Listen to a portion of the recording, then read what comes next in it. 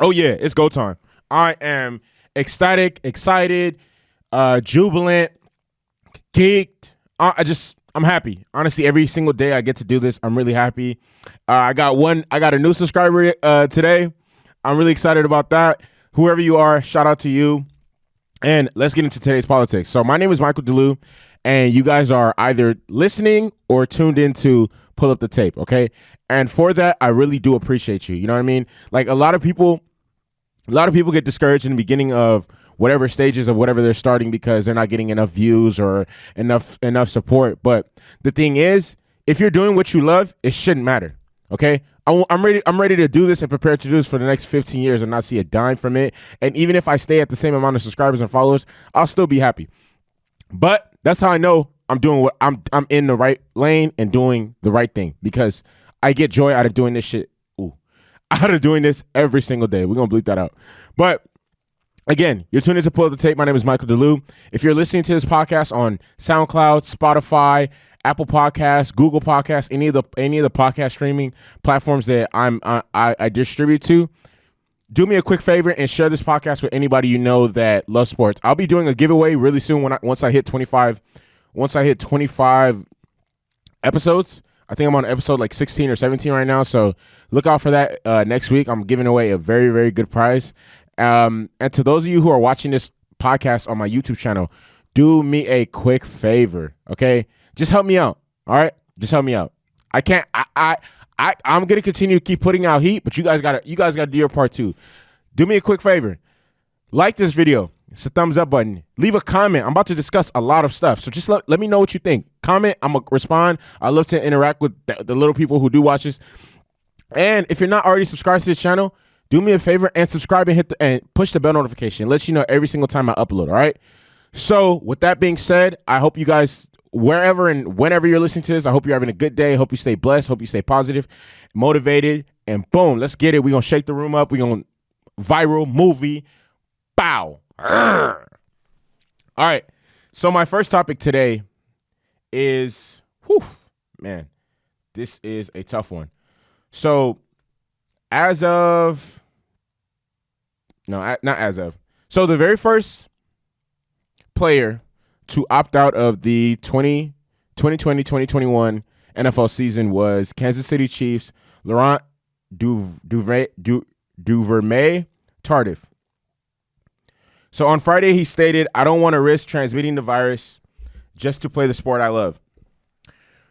For those of you who don't know, Tardif has been working to fulfill his requirement to become a doctor in the offseason while working at a clinic in his home country of Canada. So he also stated, "This is one of the most difficult decisions I've had to make in my life, but I must follow my convictions and do what I believe is right for me personally. Being at the front line during this offseason has given me a different perspective on this pandemic and the stress it puts on individuals and our healthcare system. I cannot allow myself to potentially transmit the virus in our communities simply to play sports that I love. If I am to take risk, I will do it caring for patients." And honestly, I can't fault him for that. I support everything he says. He was the very first person to opt out of this upcoming season. And he did it with good reason, good intentions. I mean, he's been working. He's honestly he's been working the front line since this virus became a thing since the virus became rampant in March. And obviously, he's seen for himself firsthand just exactly how bad it is and where he feels like his talents are best suited. He feels like it's not on a football field, but in the front line where he wants to stay there, remain there, and keep working and helping as many individuals as possible. But here's the crazy part. Not the crazy part. This is where it gets a little interesting. Since then, these following players have opted out. Since Saturday that he reported that he's not playing in the league this year, this is who has opted out. So we have Dante Hightower becoming one of the latest to opt out. He's probably the most notable name on the list of players who have opted out. Brandon Bolden, Patriots. Marcus Cannon of the Patriots. Dan Vitale, Patriots. Najee Torin, the Patriots. Maurice Kennedy, Dallas Cowboys. Chance Warmack, Seattle Seahawks. DeAnthony Thomas, the Ravens. I didn't even know that DeAnthony Thomas was still in the NFL. But I think and then I noticed that a lot of players have opted out. A lot of players opted out on Tuesday after the news and the whole. I'm pretty sure the Marlins pandemic, not the Marlins pandemic, the outbreak that happened within the Marlins locker room has led to a lot of this. Okay. And update on that situation, it was reported on Tuesday that 4 more individuals on the team tested positive for COVID. So they had it. There was a full-on outbreak within their locker room, a full-on outbreak. Coaches got it, players got it, and obviously to individuals in other leagues, especially a league like the NFL, where there is, first of all, there is no bubble. They're in the same situation as MLB, where there's no bubble, there's no nothing. Obviously, that's going to scare a lot of individuals. Somebody like Dante Hightower, who just became a father, and his mother is a type 2 diabetic, he's not ready to take that risk. And I've seen a lot of other players tweeting and posting. Money's nice, but it shouldn't come before family. You know, so you can't fault like I stated and have noted. These players are only doing what's in their best interest. I don't blame them for not wanting to put their family at risk, because who would, you know? Also, just I want to point out a lot of other people who opted out. Marquise Goodwin of the Philadelphia Eagles, Michael Pierce of the Minnesota Vikings, Eddie Goldman of the Chicago Bears, Andre Smith, Baltimore Ravens, Cole Wick, New Orleans Saints, Kyle Pecco, Denver Broncos, Eddie Vanderis, Houston Texans, Star Lotulelei, Buffalo Bills, Anthony McKinney, Tennessee Titans. So I don't know. I anticipate that the NFL is, I wouldn't say it's in jeopardy, but obviously, like I said, I've been saying the whole time, you know, there's going to be a lot of players that opt out, that opt out because they're not comfortable taking the risk, because it just doesn't matter. What's the point of becoming and making millions if you're putting your family in jeopardy to potentially die, depending on who the family member is, you know? So it's understandable. And like I said, I think the NFL there should have been some sort of discussion of, you know, players who opt out, like what's not what's going to happen, but, you know, are they going to get some sort of salary, or I don't know. I don't feel like that has necessarily been discussed when it comes to the issues that the NFL, that the PA, that I know it was one of the hot topics between the two of them. Like they really couldn't come to common ground on, but still to this day, I don't think anything's been reported on that. Like, you know, about players who opt out, for example. That's why Kyrie did what he did, where he donated $1.5 million to all the WNBA players who are opting out for either to protest social injustice or because they just don't feel safe coming to work. And once again, I understand it, because I myself don't like going to work, because I don't even where I work at, it's honestly, they're not doing their absolute best in keeping us safe and stuff like that. Like, I know that for a fact, just based off the way. And for those of you guys who are working and not working, pay attention to how the company that employs you is going about certain things, going about about this virus, the way they handle it, the way they find out when other employees are infected, and what they do, their protocol, and how they move. Like, don't forget that. Like, pay attention to that, because even I can honestly say the company I work for, not really it. Like, they handled the matter the same way the Marlins did, where the Marlins knew that Marlin players knew that they came in contact with COVID, but still decided to go on the field and play against another team. selfish, disrespectful, and just outright stupid. All right. And just even the whole COVID talk and the way, all right, there's an outbreak within the Marlins locker room, and now you see players. It's sort of like a domino effect. Duvernay, Tardif announces he's not playing 2020 season. Outbreak happens within the Marlins locker room. Boom. Next day, 20 NFL players opt out. And it's probably tomorrow, 20 more. The day after that, probably like 15 more. So, what's the notification? Yeah, so, I mean, it's But to get into my next topic, because it's closely related to this is why the NBA deserves so much praise and just a round of applause to them. The season resumes tomorrow. You have the Lakers playing the Clippers, and you have the Pelicans playing the Jazz. After the outbreak that happened within the MLB was reported, NBA reporters asked several people, some players, just two to be exact. Well, the ones I saw, the responses were only two: Drew Holiday and Chris Paul. And Drew Holiday said something very, very interesting that stood out to me. Well, he repeated something that was said to him. And it was that somebody said to him, this is the safest place on earth. And I wholeheartedly agree with whoever said that. The NBA has 0 reported cases of COVID. Players get tested every single day. They get their temperatures taken every single day when they wake up. There's different things they have to do even before they're allowed to go to practice. No reported cases. They have a clear and concise protocol for how they're going to attack everything and how they're going to keep players safe.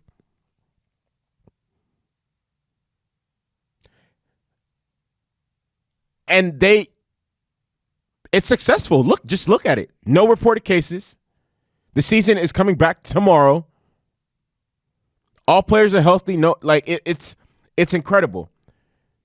The bubble worked tremendously, and I want to give a shout out to individuals on both sides, because it takes a collective to make something like this work. Players have to be responsible and do their due diligence, while the league and the owners have to put up the bread for the bubble testing, all this other stuff, and they made it work. And that's honestly incredible. That's incredible. And I'm just so happy because now basketball is officially back. Like, oh my God, I cannot wait to watch the game tomorrow. I cannot wait. Like, finally I get to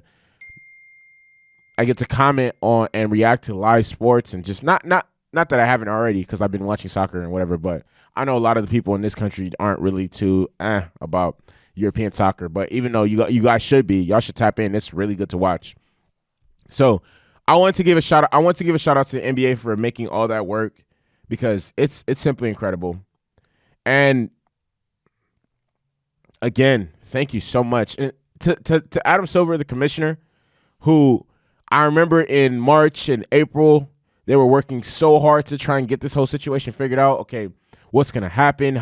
Where is it going to happen? Even when I heard the idea of a bubble, like, I was just like, wow, like, that's crazy. Like, is it going to work? Like, how are they going to ensure? But I mean, I should have never doubted the NBA in any way possible, because they have the best commissioner in all of the pro leagues in this country, and he was hell-bent on making it work.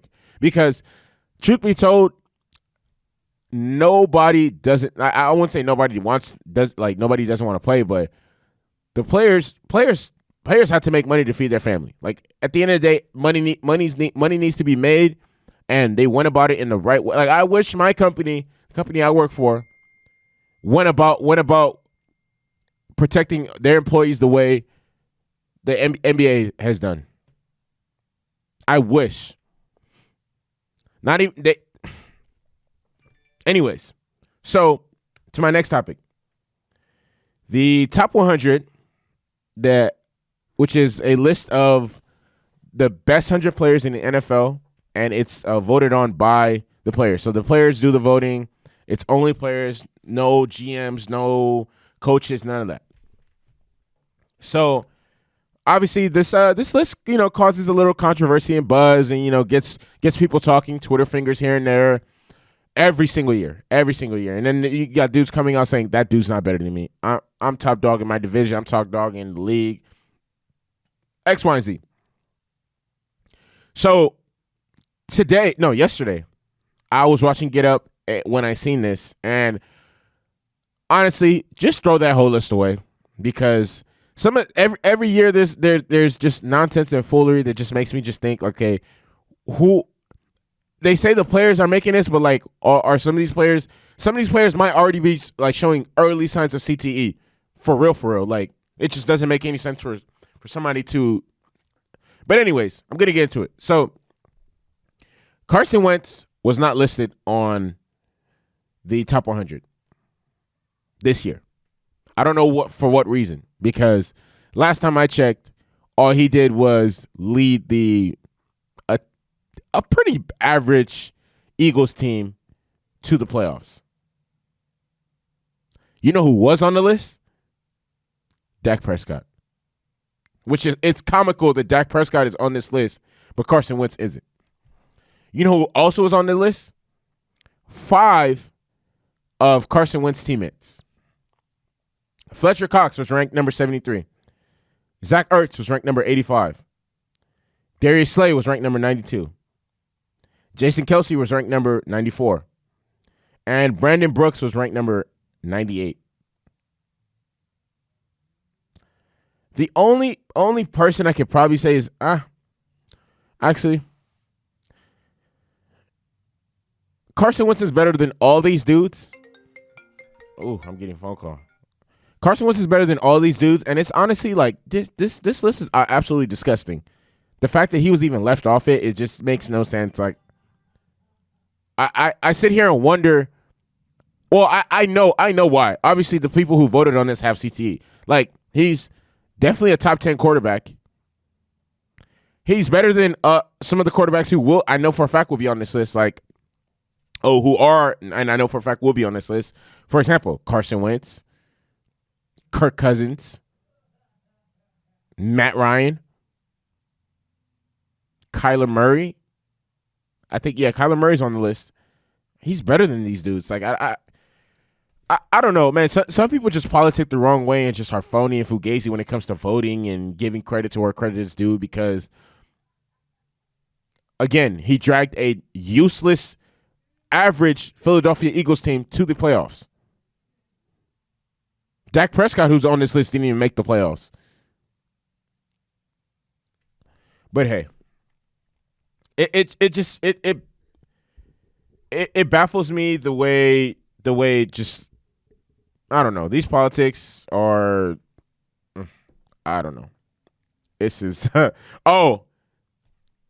me name it. Jimmy G. Carson Wentz is better than him. Like, I can go through a whole, like, Carson Wentz he's not elite, but he's the tier underneath elite.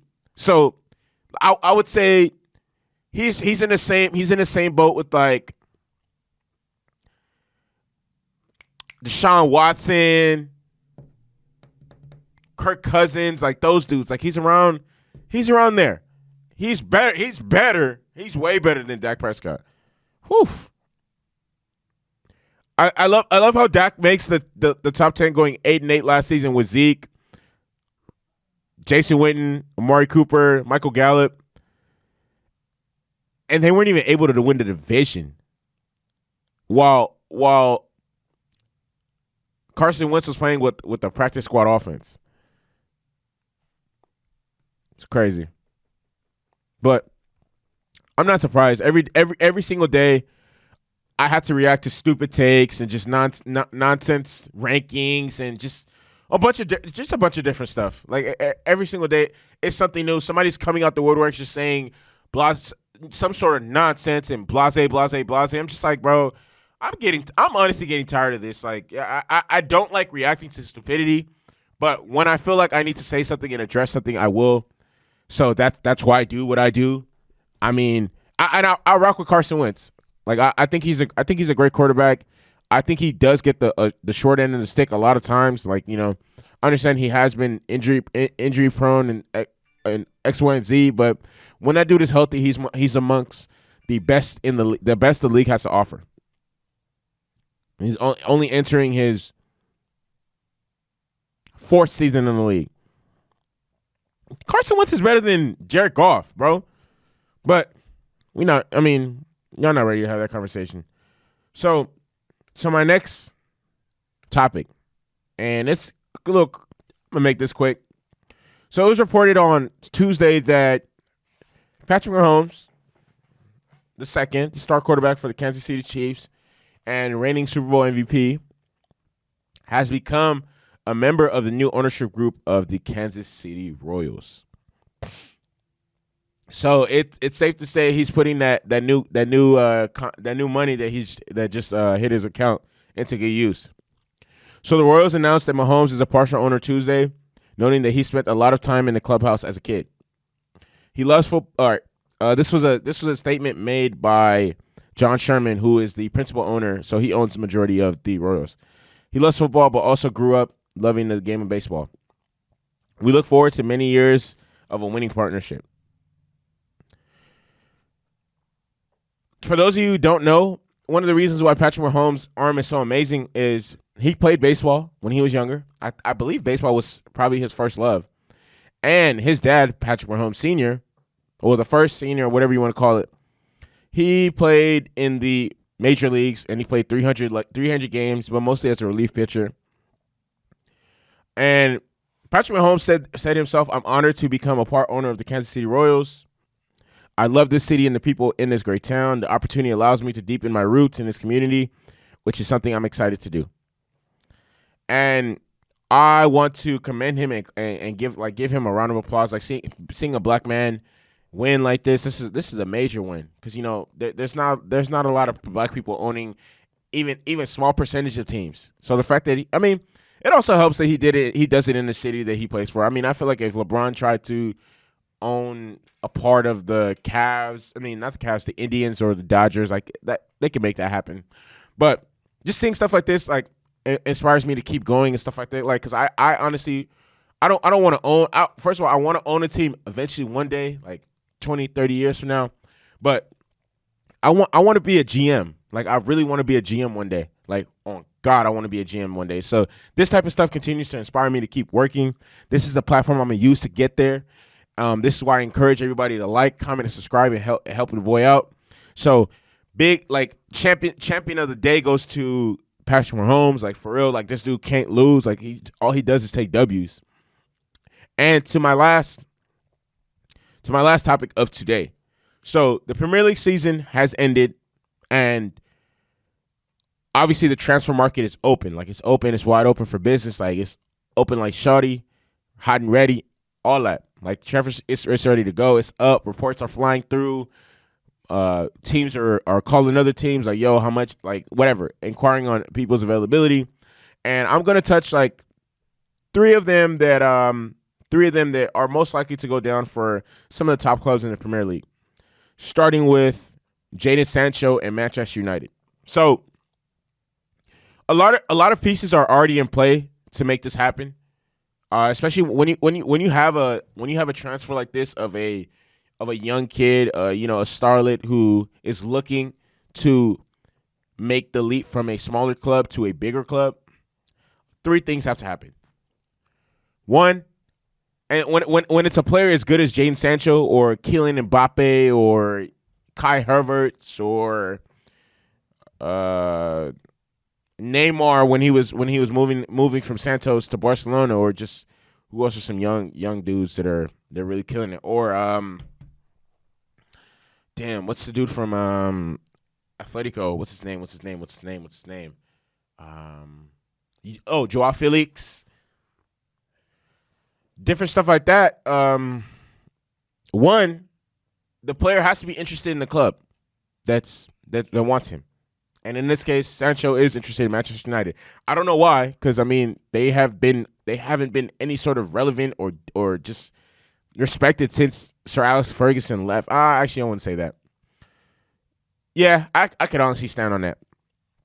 One, the player has to be interested in them. He's interested in going to Manchester United, obviously, because they're still, regardless of X, Y, and Z, they're still amongst the elite in European football in terms of their brand, their fan base. They're a top 5 club in the world in terms of revenue, all that stuff. So he's interested in them. They're interested in him, obviously. And Borussia, like the team that he's at now, has to be willing to sell him. And Borussia Dortmund it seems like they're willing to sell him. But here's where it gets tricky. The difficulty at the moment is how much the fee. How much is the transfer going to cost? And yeah. So Borussia Dortmund are keying on a $130 million price tag, which honestly sounds pretty appropriate. But Manchester United aren't willing to pay that right now, especially because of the coronavirus pandemic. So they're a little cautious on how much they're willing to spend because I don't know, the virus is going to affect teams financially in a very significant way. So in a normal year, Manchester United will probably throw an empty check at it, but they can't do that this year. So they're probably going to try and negotiate, leverage for 80 to 90. I wouldn't even pay 130. The only player I'll probably pay 130 for right now is probably Kylian Mbappe. Other than that, nobody. So but regardless of that, I do see them trying to make it happen because it seems like Sancho pretty much wants to get up out of there. And another one would be Jack Grealish. For those of you who don't know, the Aston Villa starlet. Aston Villa has him rated at about 80 million euros, which I know for a fact Manchester United is not going to pay that. The interest, Ole Gunnar Solskjaer has been interested in him for a minute now. They actually even tried to sign him in January. And the thing with this situation is it would have been so much easier to make this signing happen if Aston Villa would have got relegated, because they finished 17th in the league, in the table. He loves his club. He loves Aston Villa, but Jack Grealish also wants to play for England, wants to play in the Champions League, and he knows making a move to a club like Manchester United can make that happen. So I see that happening. We'll see how much they're willing to pay, how much whatever. And then the last one I want to get into is Kai Havertz with Chelsea, my favorite team. Go Blues. That's going to happen.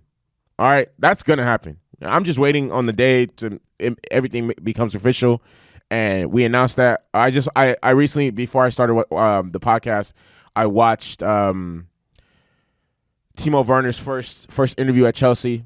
He just had his first practice earlier this week, and I'm just really excited again. Oh, Chelsea's going to be so crazy next season. And here's the amazing thing about next season. It's only a couple weeks away. It's less than 2 months away. So I'm really looking forward to that. I'm really excited. Oh, man. And that wraps up today's podcast. I want to thank everybody who tapped in. Honestly, I really, really do appreciate it. And honestly, from the bottom of my heart, because I'm so sincere and I'm ready to, I do my part. I'm applying pressure. I'm keeping heat. I stay consistent at this every single day. Come on, man. Share this podcast with anybody you know that loves sports. Just share it with anybody you know that loves sports. Leave comments on my videos, okay? Like my videos. Subscribe to my channel and hit the bell notification. All that stuff really helps me out in the long run to me getting to where I'm trying to go. I'm committed to this. This is my marathon. I'm finna shake the room up with this podcast. I'm finna make a movie. I'm finna go viral. I'm gonna keep putting out heat. This is an every single day thing. Monday through Saturday. Be on my YouTube channel at 9 a.m. waiting for a new episode for a new drop. Spotify, SoundCloud, Apple Podcasts, Google Podcasts, all that. Viral movie. Bow.